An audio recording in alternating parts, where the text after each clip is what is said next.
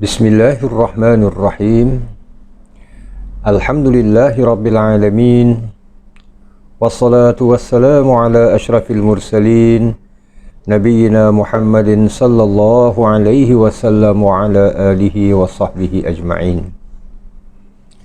Muslimin dan muslimat yang dihormati dan dirahmati Allah subhanahu wa ta'ala. Assalamualaikum warahmatullahi wabarakatuh.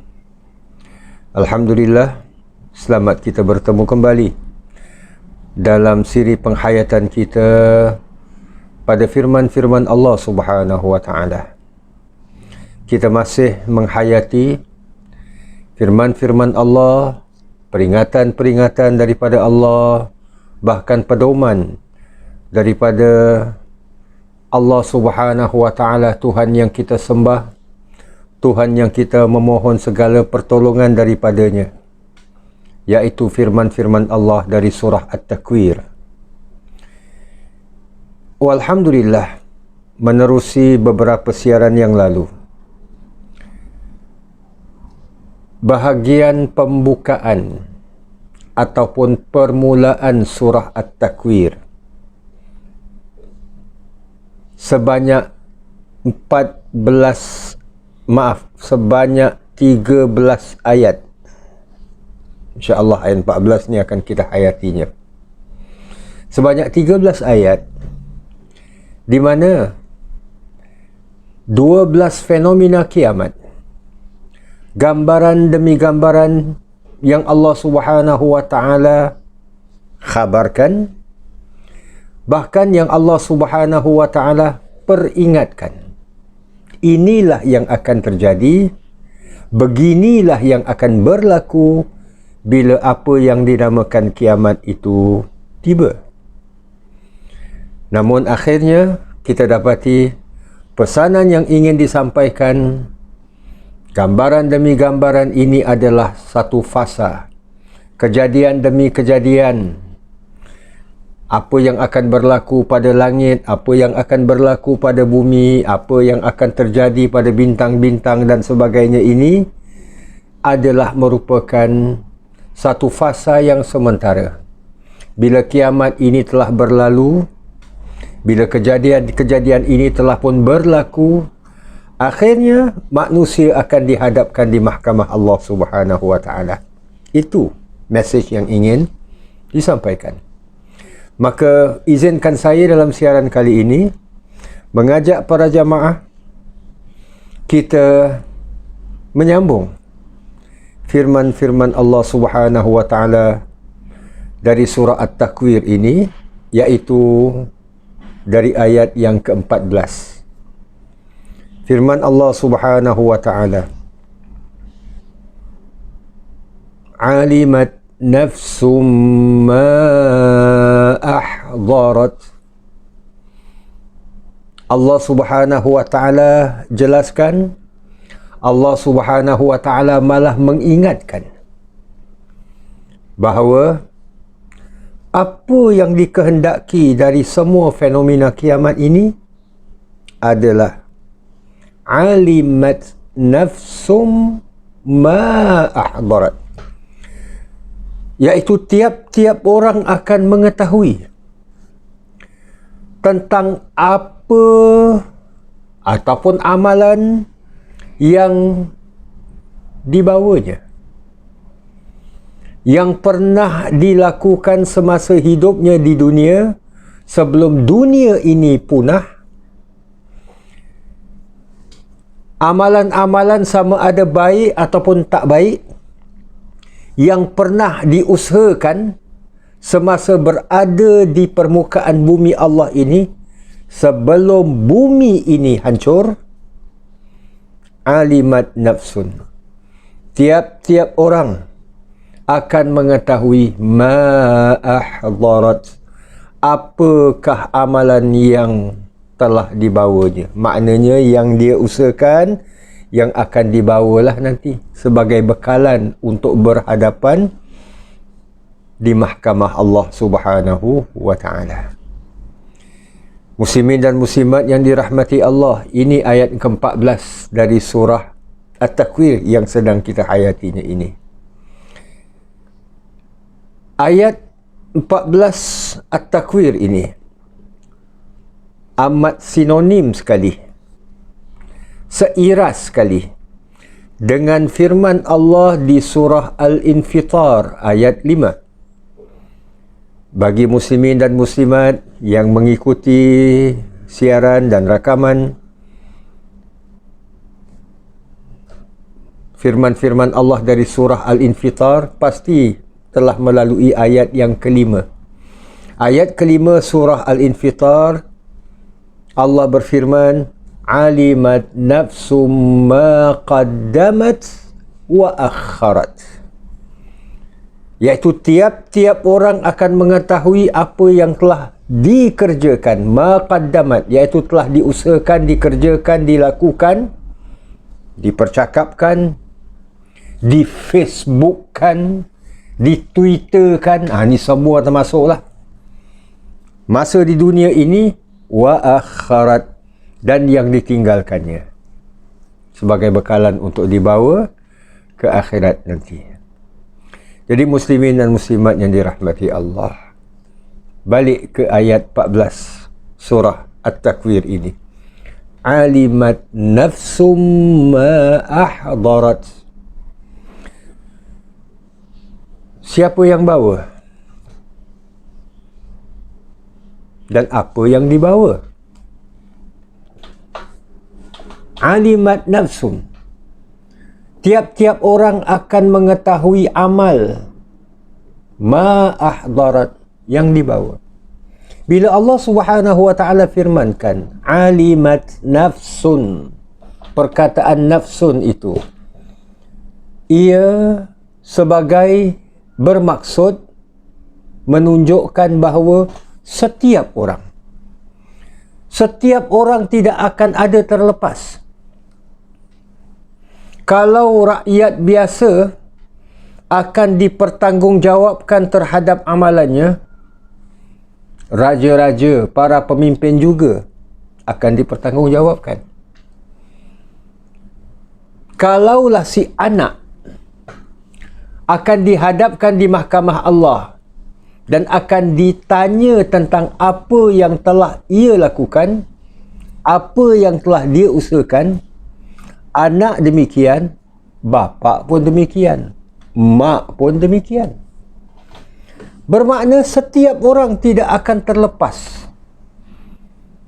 Apa yang dia bawa, itu tadi persoalan siapa yang bawa. Maknanya semua. Tak ada orang terkecuali.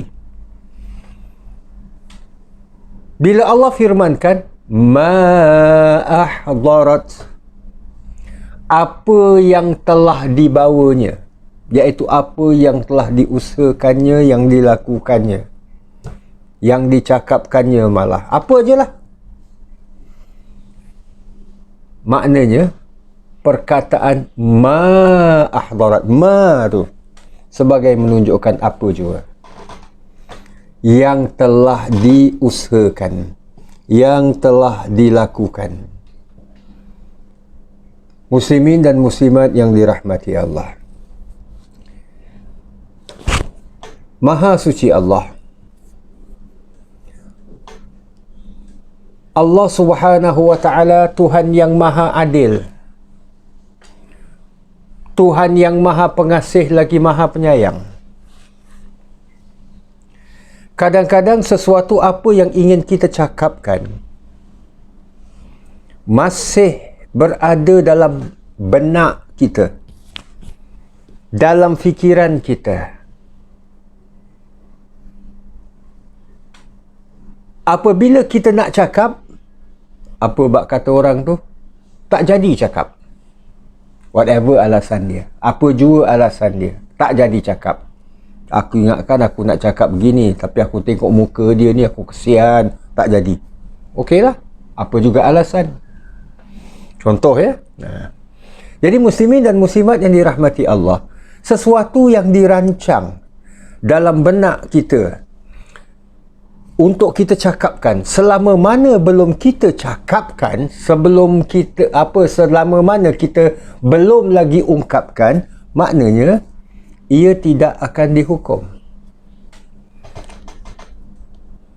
tidak akan dicatat,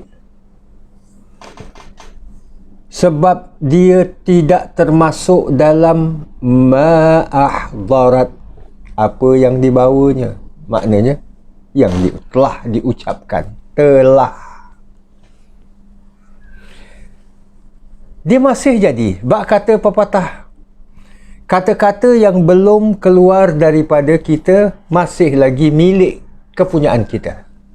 Tapi bila telah diucapkan, ada yang lain dengar, ada yang lain memerhatikan, itu dah jadi milik mereka, bukan milik kita lagi. Sesuatu tindakan, tadi cakapan, perkataan dan sebagainya. Satu tindakan yang hendak kita lakukan, selama mana kita belum lakukan, selama itulah kita tidak akan dicatatkan. Memang dalam hati ni aku ada niat, tapi kalau belum ada tindakan-tindakan yang menggerakkan ke arah merealisasikan, membuktikan apa yang diniatkan itu dibuat,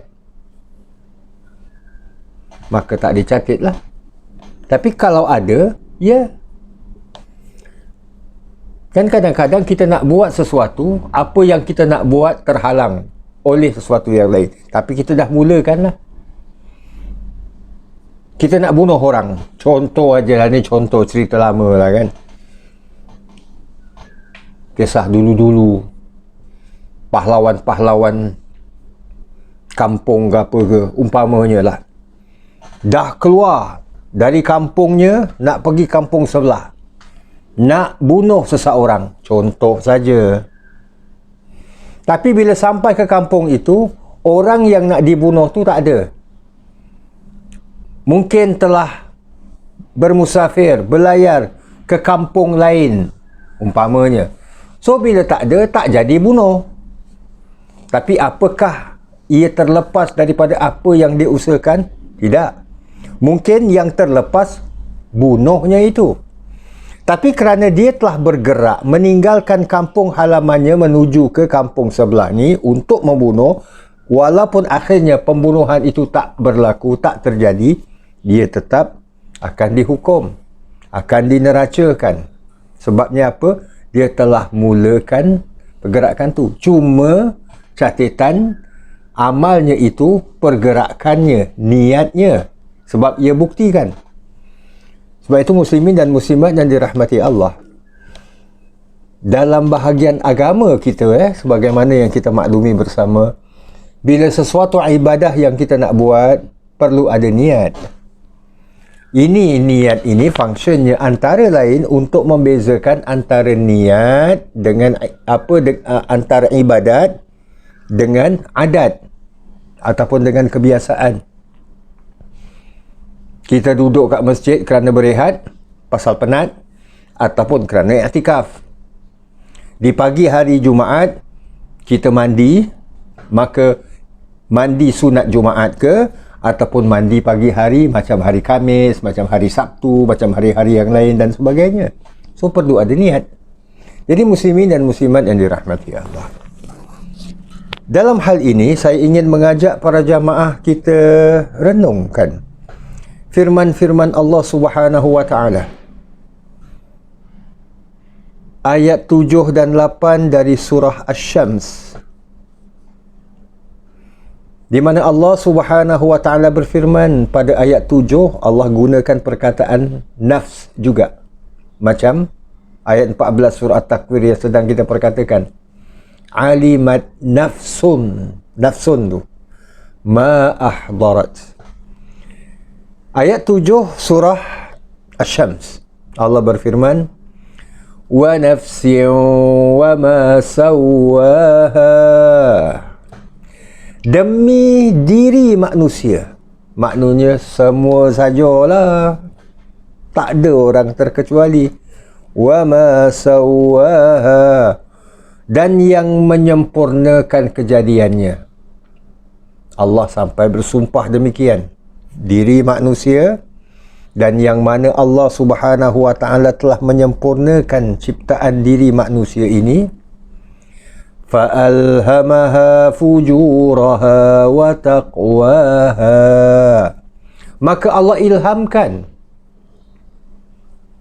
jiwa manusia ini, diri manusia ini, fujuraha, apa-apa jalan yang membawanya kepada fujur, kejahatan, kerosakan, wa taqwaha, dan juga yang membawanya kepada bertakwa, kepada kebaikan.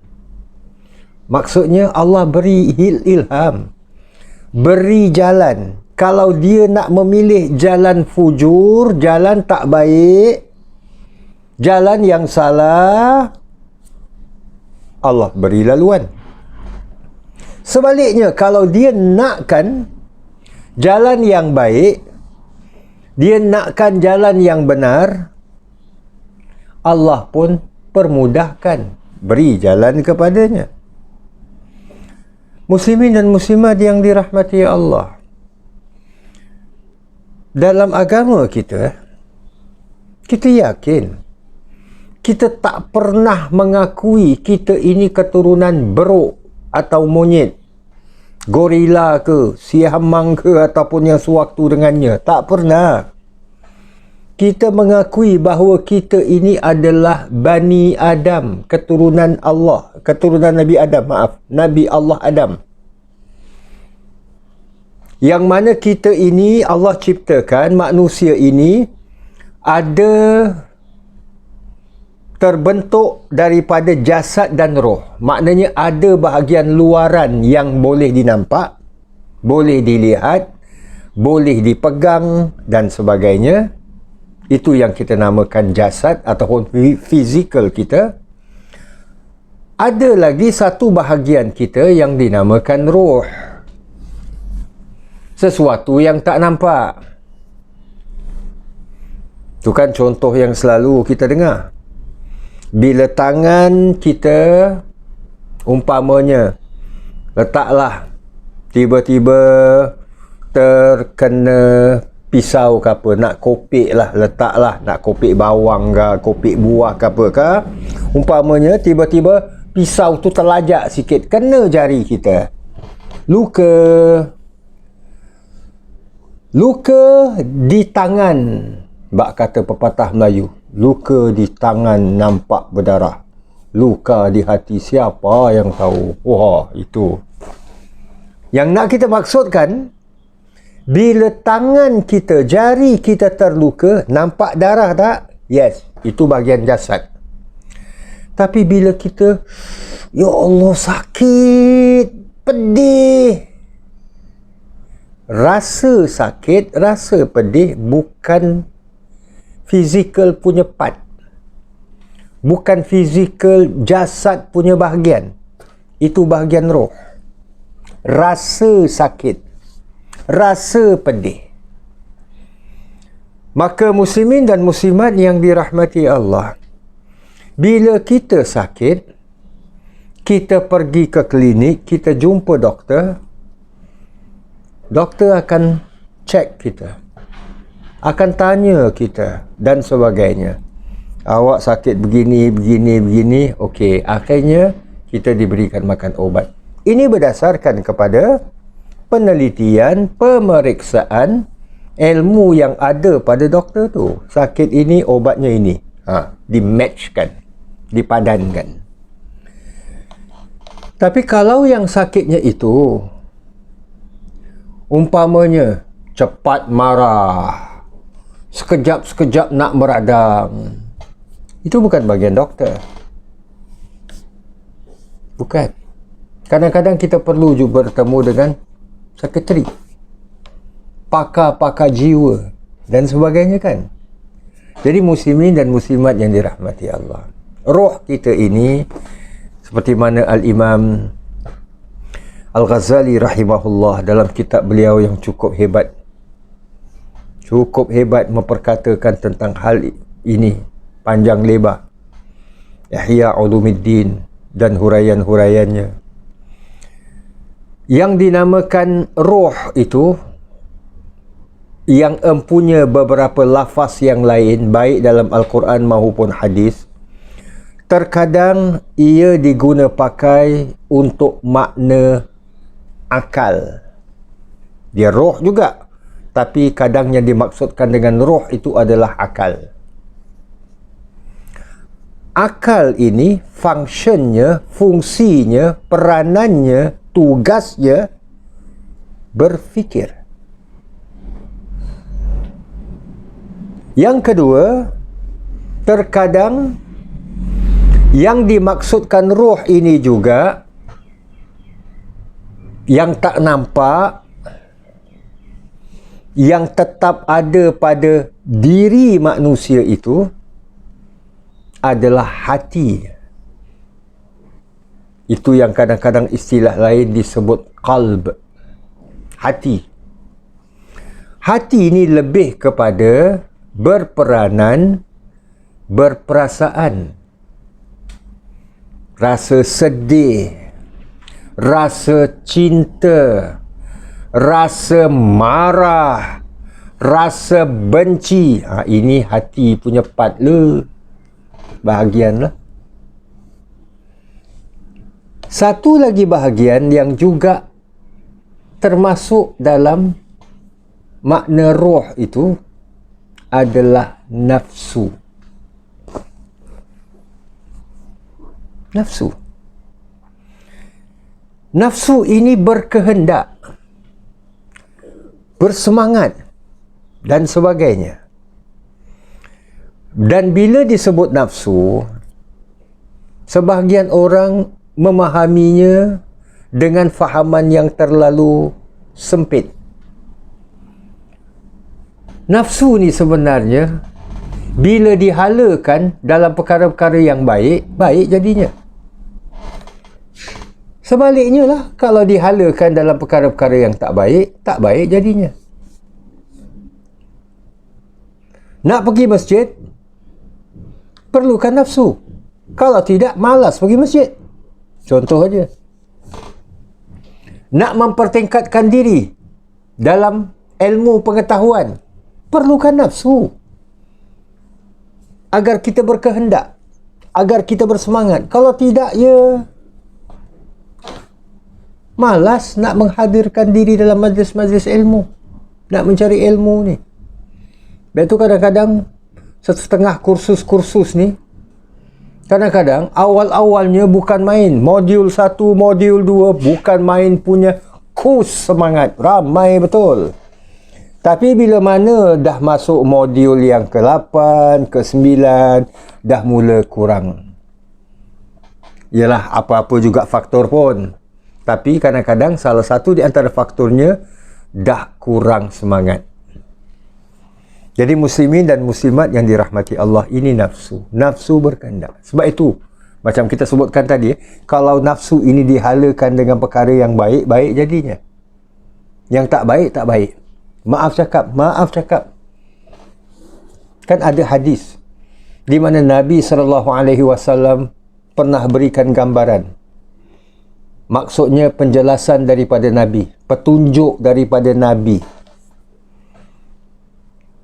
Para suami ni sebagai contoh, para suami bila mana mungkin di pertengahan jalan terberkenan dengan seorang wanita lah umpamanya, tertarik lah, senang cakap, jalan lengguk-lengguk ke apa ke umpamanya lah, contoh.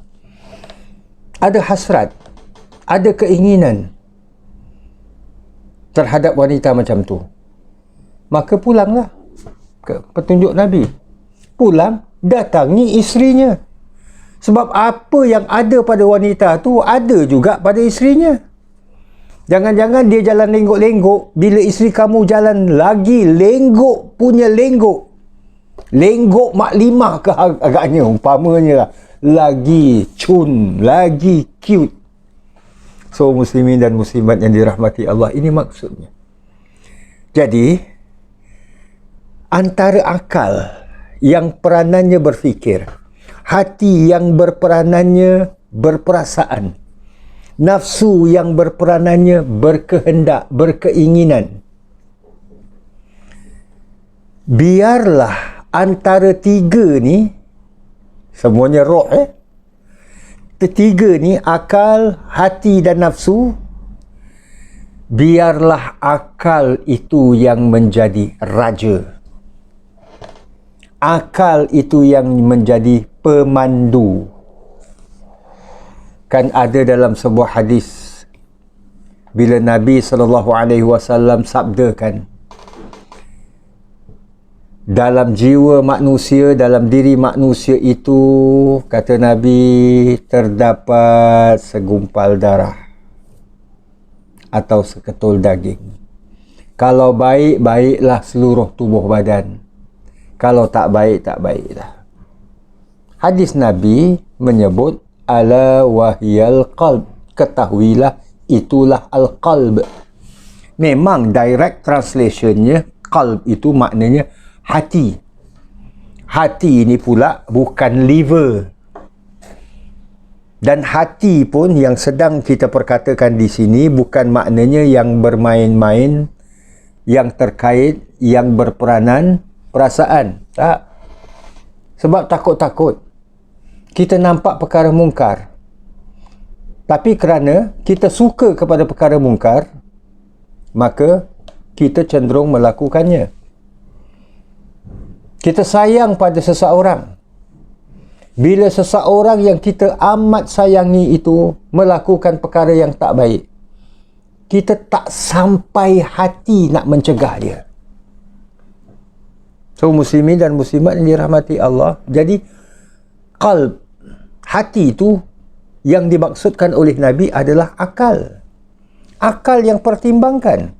Ini salah, walaupun yang melakukannya orang yang aku sayang. Tegurlah, perbetulkanlah. So, muslimin dan muslimat yang dirahmati Allah.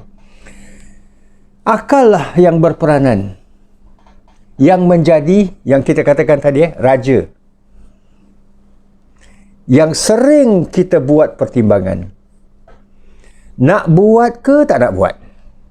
Bila ada sesuatu tu, aku nak buat ke tak nak buat?